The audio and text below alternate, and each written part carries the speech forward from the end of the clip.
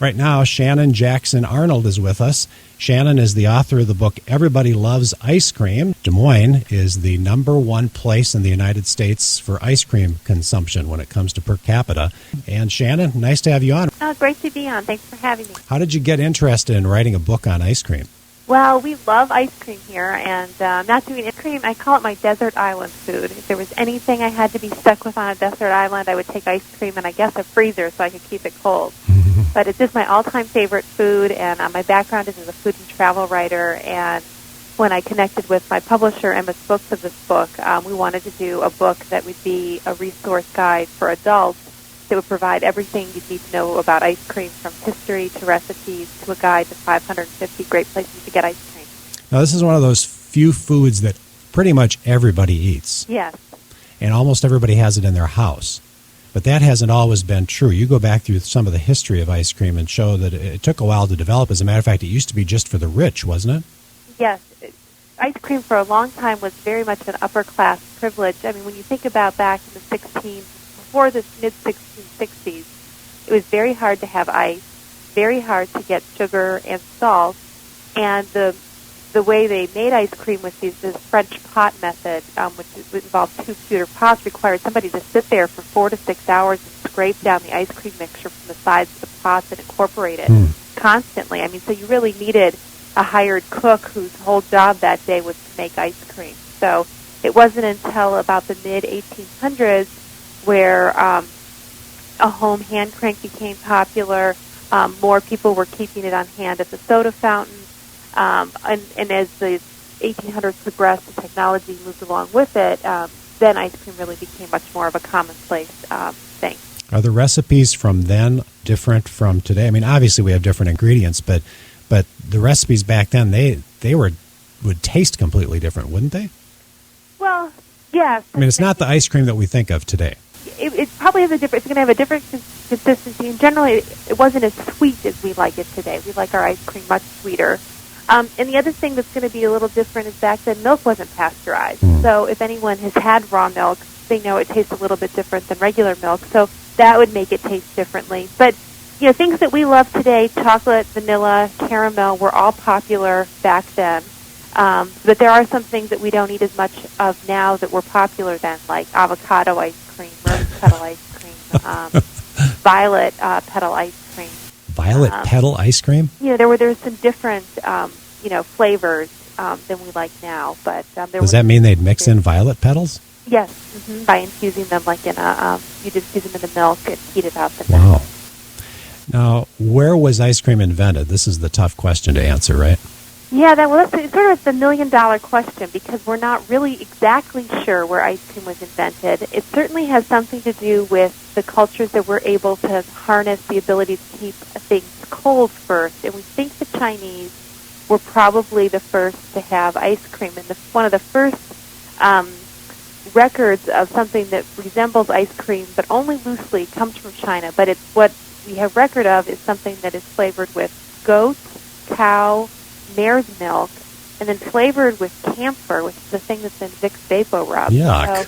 So not exactly something I'm interested to time travel back and taste, but we believe that cold concoction was used more for medicinal purposes than really as a treat. So ice cream might be good for you. Yes. It's medicine. Well, it does help people when they don't feel well. It just slides down the throat. Right? And there's calcium and vitamin D and some protein. There's worse things to be. So we think the Chinese actually invented what was originally the ice cream, but there's other tall tales out there and myths, aren't there? Oh, absolutely. I mean, one of them is that Marco Polo brought it back from China, and we have no, definite, proof of that. We do have some proof that Alexander the Great liked to eat snow flavored with nectar, and you wouldn't have wanted to be one of the slaves working for the Roman Emperor Nero, because he was a big fan of, snow that was flavored and kind of a precursor to ice cream. But he would kill any slave who did not bring the snow back from the mountains. If it was melted, he killed the slave. So you had to be very fast if you were working with him. Shannon, ice cream cone was actually invented a little over 100 years ago. Is that the first time that it really became big in terms of the common person? It went from being the rich person's treat to something for the common people? Well, by that time, by 1904, when the World's Fair came to St. Louis, ice cream was definitely more popular. Soda fountains were huge. I mean, they were on every street corner. So people were definitely much more accustomed to having ice cream. But the beauty of the cone is to make ice cream portable. So people could just get it and go. And it was at the St. Louis World's Fair that, we're not sure if ice cream cones were exactly invented, but they certainly became a staple of the fair during its, I think it ran for 7 or 8 months. And from that point on, you saw all these ice cream factories sprout up all over the country. So that was the commercialization aspect from the World's Fair on, right? Right. Belinda is going to be our first caller today. We're looking for callers who are ice cream fanatics. Tell us what you do, unusual habits, unusual ingredients. And Belinda, you get the first chance to tell us why you're an ice cream fanatic. Hi. Well, I grew up in California, so this will end up being a comedy thing that we do, but we used to like to try all kinds of different fruits and nuts in our ice cream, and the more combination, the better. And my favorite is putting crunchy peanut butter on any flavor of ice cream. Why don't you just buy peanut butter ice cream? It doesn't taste the same to me, and it's not crunchy usually. So you put it on what, vanilla ice cream or what? On any flavor, really. It's best, I think, like on some chocolate fudge. Yeah. Do you melt it or do you just spread it on? I'm sorry? Do you melt the peanut butter? You warm it up, or is it just... No, I just put different spoonfuls in, so it kind of, as you're putting it in the bowl, you put a little bit underneath, and then some in the middle and some in the top. So it almost tastes like a candy bar. Yeah, it does. So did you ever have date shakes when you were out in California? That's popular out there. I'm sorry? You ever had a date shake? No. In California? I guess no. There's a date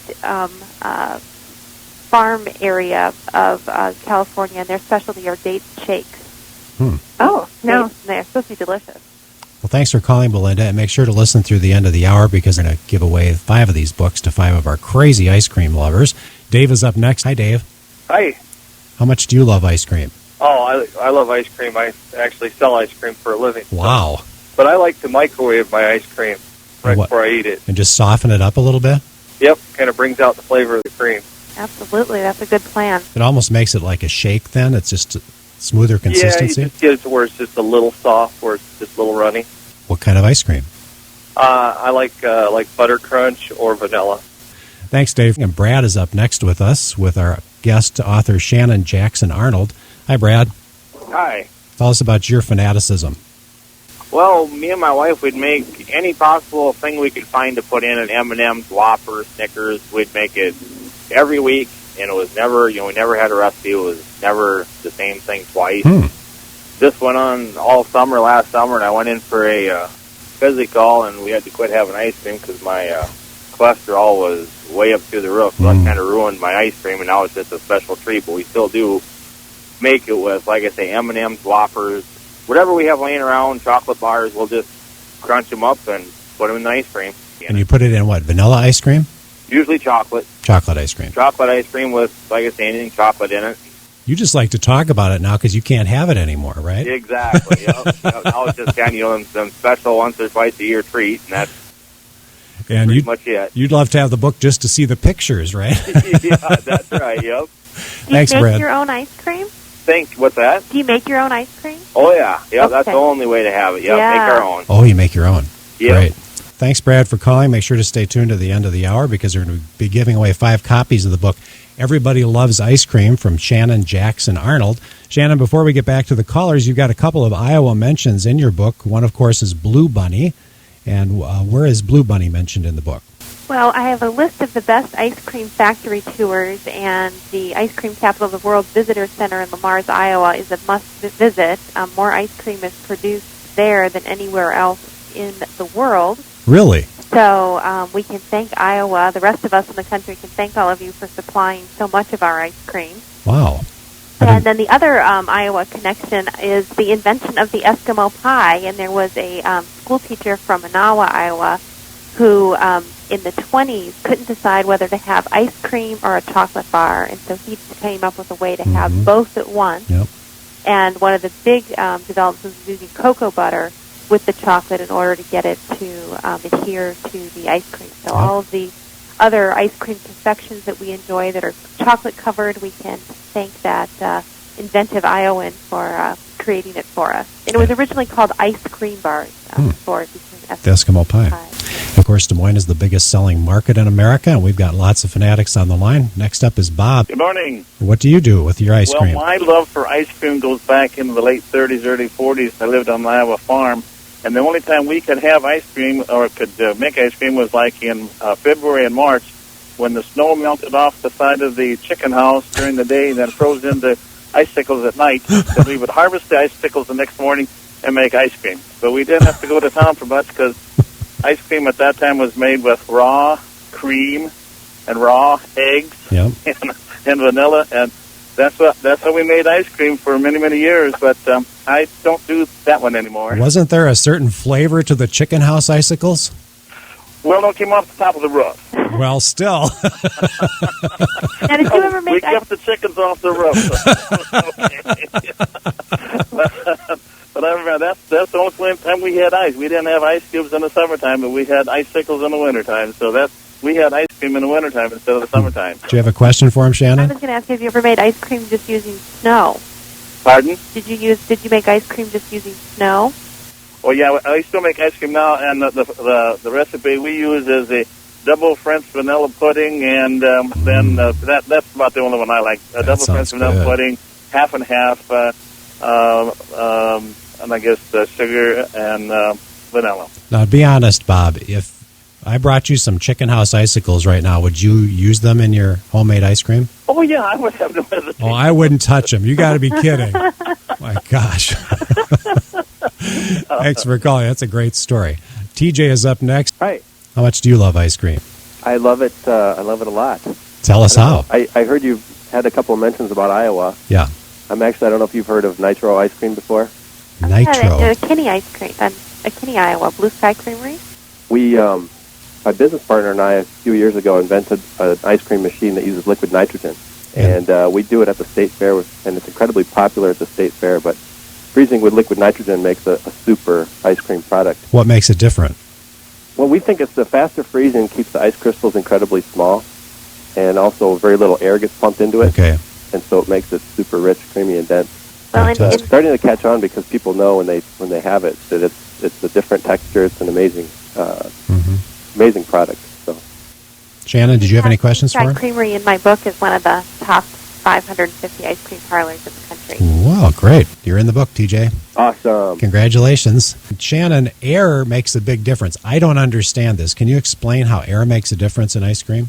Well, you're looking for, I'm not a food scientist, I'm just an ice cream lover, but my understanding of it is that the air allows for more chances for crystallization to occur. So the less air that's in there, the denser the molecules are, and the less chance of having that kind of icy, crunchy texture that you don't want. And what TJ was saying about what they do at Blue Sky Creamery, which, and there are some, daring home scientists that have made nitrogen ice cream, but I wouldn't recommend doing that. But there are ways to do that at home. But because it freezes it so it's such a low temperature, it doesn't give as much chance for the crystals to form. Mm-hmm. And like you said, smoothness and creaminess is what the golden standard is in ice cream. So you want to have your ice cream as smooth as possible. So less air is better. Kurt, up next. Hi, Kurt. Hi, how are you? Great. I like homemade ice cream, especially when somebody else is cranking. Mm-hmm. So with that in mind, I sponsor a 4-H ice cream contest at our county fair every year. That is a great idea. We have like 2 categories of vanilla and other. So being a sponsor, I get to be one of the judges. That works out real well for me. So you're forced to taste it, right? Absolutely. Are the kids ever surprised that ice cream can actually be homemade? I think at first they were. I think this summer will be our 3rd, maybe 4th year that we've done it, and it's fun to see those young kids, cranking ice cream and seeing what they come up with, and they've learned over the years that you put in too big of berries, you get icicles and things like that. They're learning, and hopefully they'll carry that tradition on. Great. Thanks, Kurt, for calling. Bob is up next. Hi, Bob. Morning. How are you an ice cream fanatic? I like to get Jello pudding, stuff you cook with the pudding skin on. Yeah. Put ice cream with that. Oh, You mix it together? Chocolate pudding. Chocolate pudding. You cook chocolate pudding, and you just like you normally do. Okay. You can either put some ice cream on top and it melts, gets real soft, or you can wait till the pudding gets cool and eat it with it. Oh, it's good. That actually sounds kind of good. Try it, you'll like it. Because the pudding's a little thicker, right? Yeah, just use the cook and serve Jell-O. I like chocolate, but I suppose you could use butterscotch or anything else. Shannon, that's something to try this weekend maybe for Yeah, that sounds good. And actually, they used to. At first, I thought you were going with. Some people do use gelatin in their homemade ice cream when they make it at home because it does. It's one of the ways to get a nice smooth texture. Oh, well, I can talk my wife into making pudding. Yeah. One bowl's hot with ice cream, and the next one the next day is cold. Bob, you can make it yourself. Pudding's not one of the most difficult things in the world to make. I want to change the oil in the van. Okay, I gotcha. Well, and if you ever go out to New England, keep your eyes open. A popular flavor out there is frozen pudding. So it sounds like it would be a good fit for you. Yep. Thanks, Bob. Yeah, Shannon, when I was in high school, I actually would take pudding and put it in little paper cups. I'd make pudding, put it in paper cups, then freeze it with a stick in it. Kind of like they used to have pudding pops. Oh, yeah. I'd make my homemade pudding pops, and it would just be scrumptious. Oh, that sounds good. Because it was chewy and frozen, and it wasn't totally frozen all the way through. Karen is up next. Hi. How much do you love ice cream? Well, I like it with crunched up saltine crackers in it. Ooh. Or else you can use club crackers or Ritz crackers. They're good too. But it's kind of a nice flavor with the crunchy, salty, and the smooth sweet together. Aren't saltines too salty, though? No, not if you crunch them up. Oh, Shannon, what do you think about that? I think it sounds interesting. I mean, there's several popular flavors. I mean, pretzels, a popular ice cream add-in. I've had some potato chip fudge ice cream that's very good. So I haven't tried it, but I imagine that it would be, kind of an interesting counterbalance to the sweetness of it. Karen, do you have a particular flavor of ice cream? No, it's best with more like simple vanilla or simple chocolate. Right, so the simpler the better. Yeah. Right. Wow, I just can't picture that taste. We'll have to try that. It's good. Thanks a lot, Karen, for calling. And Donna is up next with our guest, Shannon Jackson Arnold, the author of Everybody Loves Ice Cream. Hi, Donna.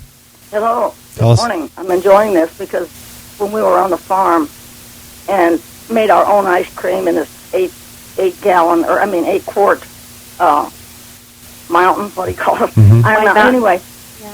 my husband said, it's called ice cream, so let's use cream. Now, I'm talking about the cream that's so thick you can't pour it out of the jar.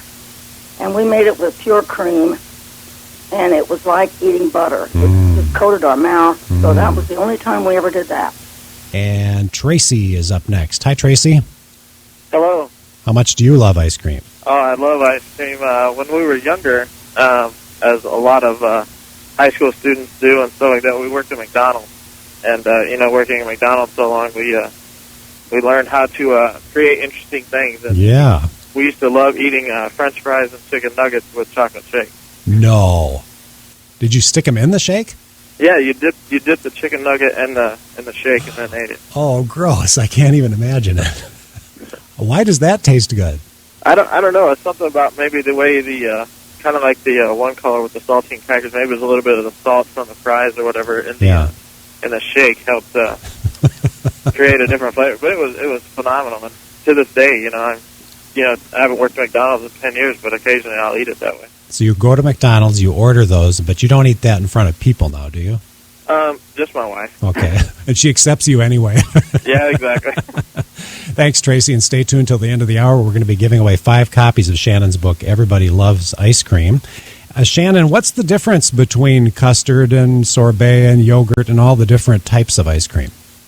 Well, I mean, something like custard is going to have egg in it, and most frozen custard is served soft right out of the machine. And I'm lucky enough, I live in Wisconsin, which is the frozen custard capital of the world here, so we have it everywhere here.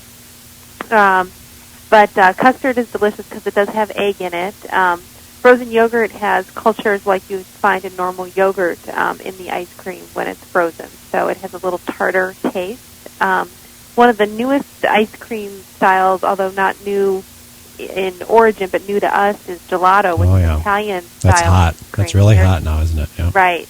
And that's delicious. It's just like ice cream, except there's very little air in it, as we talked about before, so it makes it smooth. The emphasis is on flavor, and it's served warmer than regular ice cream is. So it's served at about 15 to 20 degrees, so it's a little softer.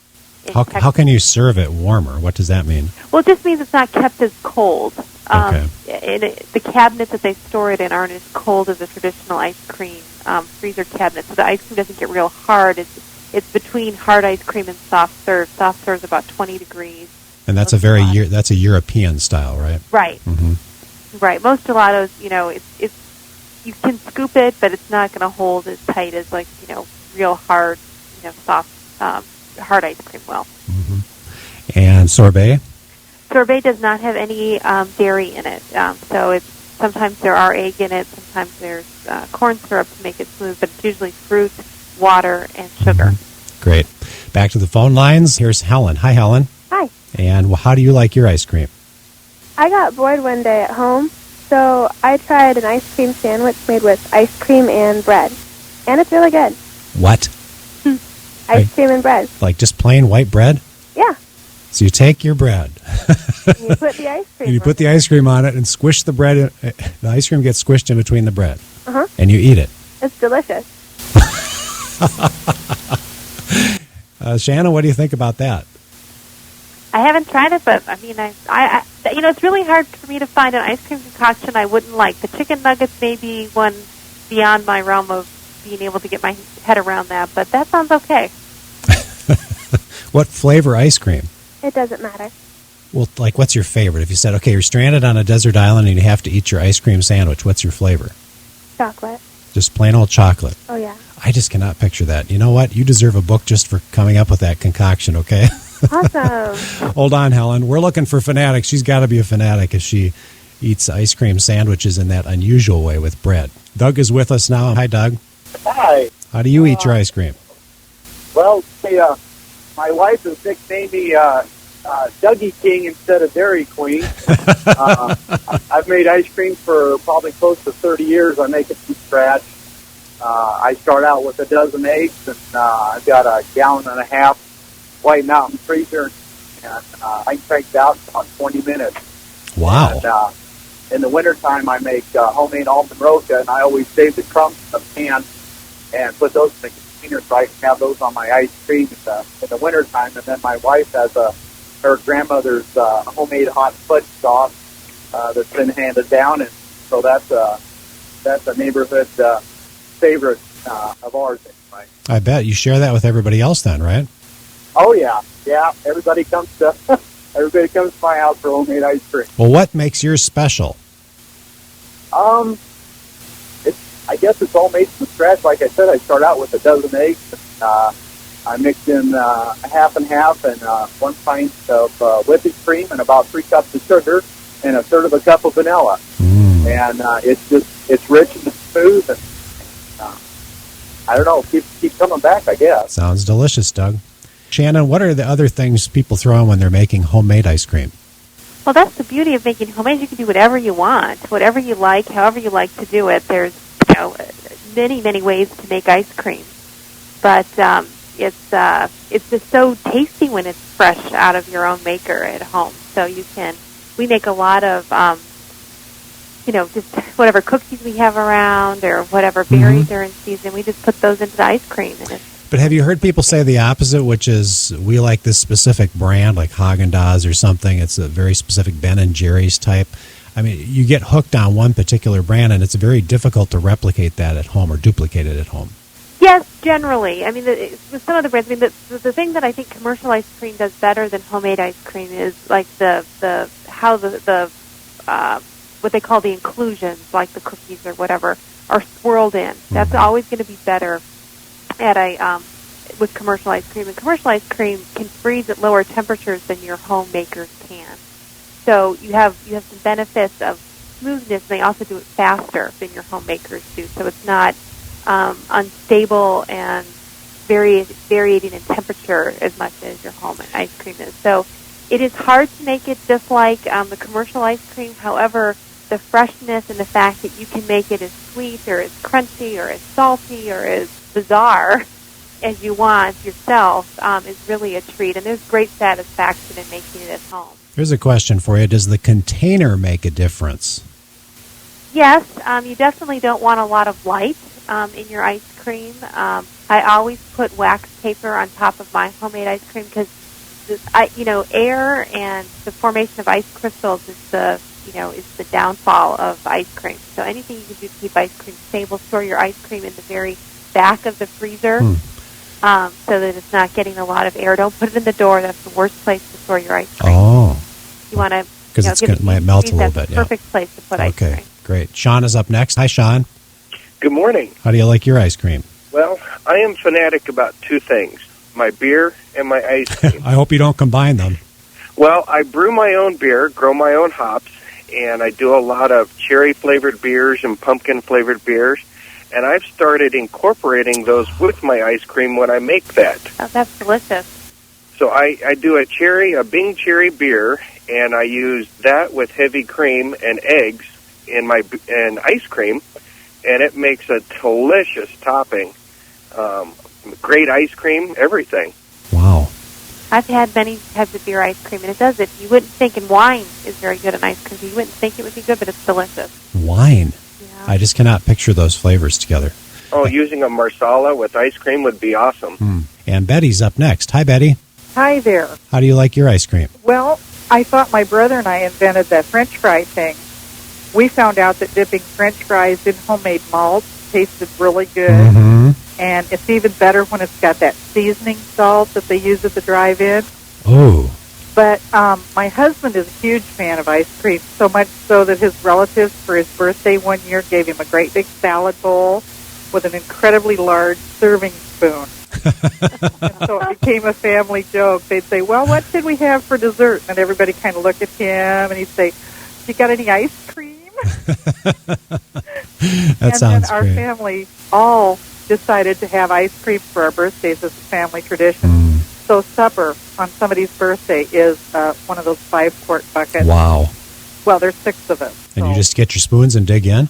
Well, we put it in bowls. Well, you're a little more civilized than that. Okay. Civilized now than we used to be when the children were smaller. Great. Thanks for calling, Betty. Paul is with us now. Hi, Paul. Hi.